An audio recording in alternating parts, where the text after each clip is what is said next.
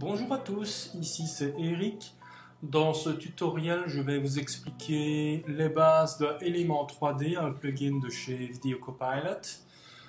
Et nous allons faire une petite vidéo avec un élément 3D incrusté. Alors, le plugin Element 3D de chez Video Copilot, vous pouvez le trouver à cette adresse sur videocopilot.net. Le prix du plugin, bon, c'est pas donné, mais franchement, c'est un plugin essentiel à Adobe After Effects. Je vous invite également à visionner les tutorials de Andrew Kramer, un gars extrêmement doué et très sympa. Voilà, c'est à découvrir.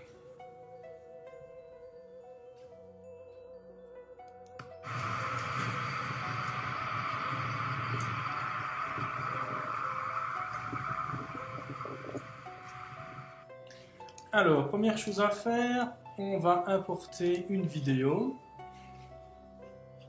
Alors, c'est une petite vidéo que j'ai réalisée avec mon téléphone mobile. C'est du 1920 par 1080. Alors, sur la vidéo, on va créer une composition à partir de cette vidéo, ce qui permet d'avoir un format parfait. Donc, la vidéo se retrouve ici. Première chose à faire, un track caméra pour déterminer des points de référence qui vont être utilisés pour placer l'objet à incruster. Ne pas oublier de cliquer sur analyse détaillée. Le process est en cours, je ne vais pas attendre, c'est un petit peu long et ennuyant. Alors voilà, si tout se passe bien, après le process, on va obtenir une série de points de couleur qui vont servir de référence pour l'incrustation de notre objet 3D. Alors, quelques secondes, les voilà. Alors quand on déplace la souris parmi ces points, on obtient des cibles. Parfois elles sont parfaitement en place, comme ici, ou alors pas du tout. Surtout ne cliquez pas quand la cible n'est pas parfaitement plane, ça ne marcherait pas bien. Alors, on va choisir l'endroit où l'objet va se placer. Ici, on est bon. Clic gauche. Et la cible est en place, pardon. Alors, on clique au milieu de la cible et on crée un objet solide et caméra. Voilà qui est fait. On recommence l'opération en créant un objet nul. Voilà nos deux pistes. Cette première piste, on va la renommer en sol ou gris. Et on va appliquer un effet qu'on appelle grille ou grid.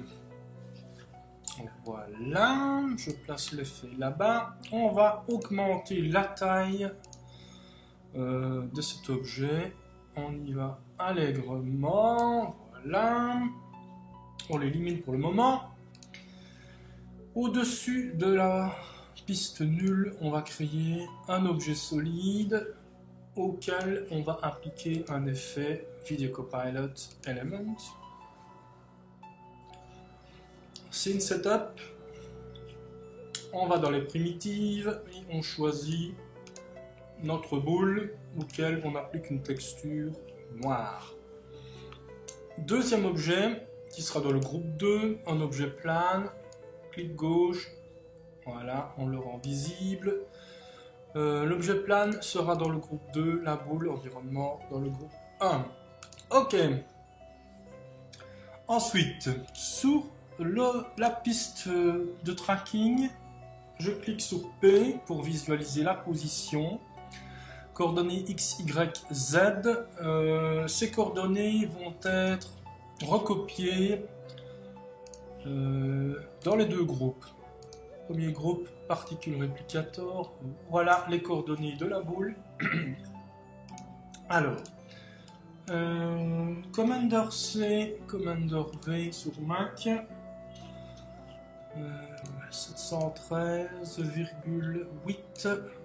CTRL C, CTRL V sur PC. Et finalement, la dernière coordonnée sur le Z. Ok. Idem pour l'objet du groupe 2. Voilà. J'hésite. CTRL C. CTRL V. C. Monitor V est terminé. Qu'est-ce qui se passe-t-il là? Alors là, il y a un petit souci, vous voyez. Ah non, c'est juste. 5445,73. Ok, CTRL V. Ok, voilà, c'est en place. On voit très bien la boule. Par contre, l'objet plane me paraît beaucoup trop petit. Cet objet va servir de référence pour la projection des ombres. Alors, on va dans Particle Look et on booste la size, la taille de cet objet. Je vais carrément lui mettre du 250. Au niveau de l'inclinaison, oui, on peut peut-être jouer sur la rotation. Non. Voilà. Ok.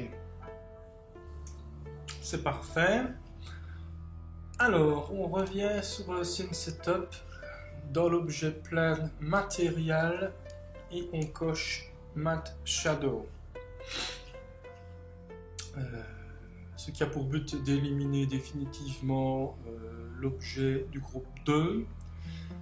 On revient sur le groupe 1 et j'aimerais réduire la taille de notre objet. Voilà. On va le mettre sur 5.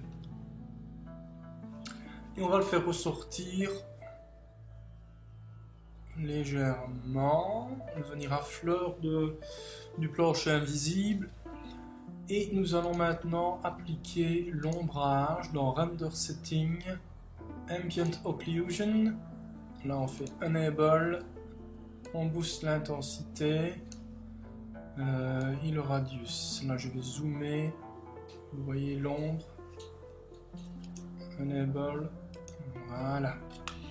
Ok, l'ombre me paraît correcte. Vérifions le tracking, espace.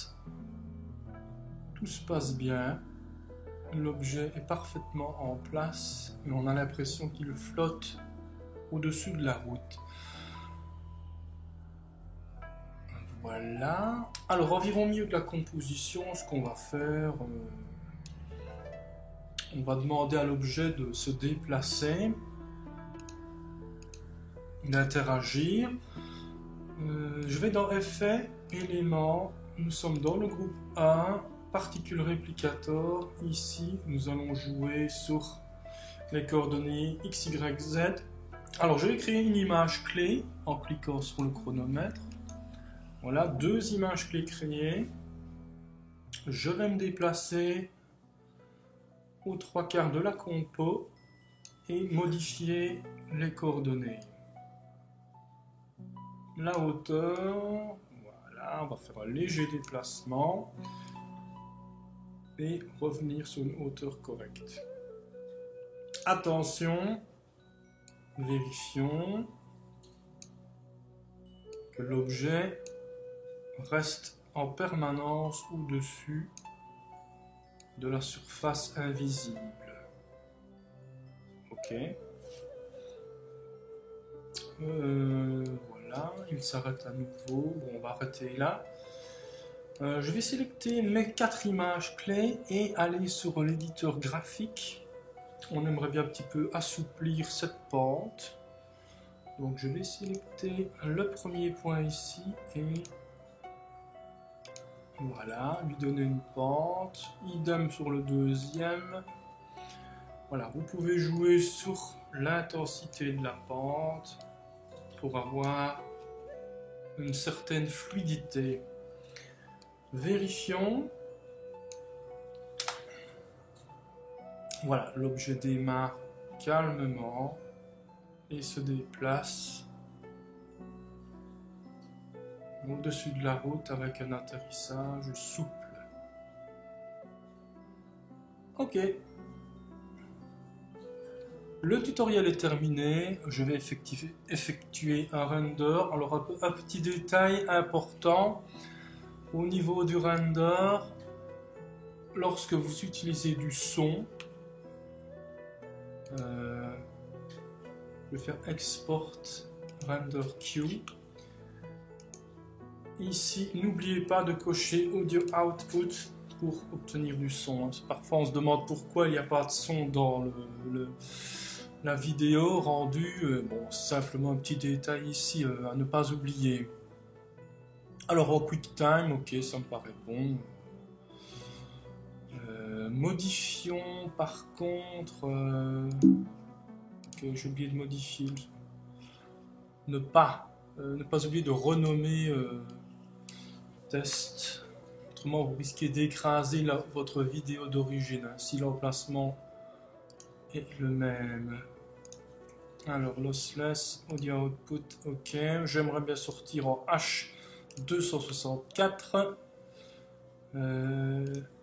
Ok, là j'ai eu un petit souci, là, attention, c'était une mismatch. Bon, je laisse en QuickTime. Je laisse en QuickTime pour éviter de problèmes. Ok. Et render. Merci d'avoir visionné mon tutoriel et à bientôt.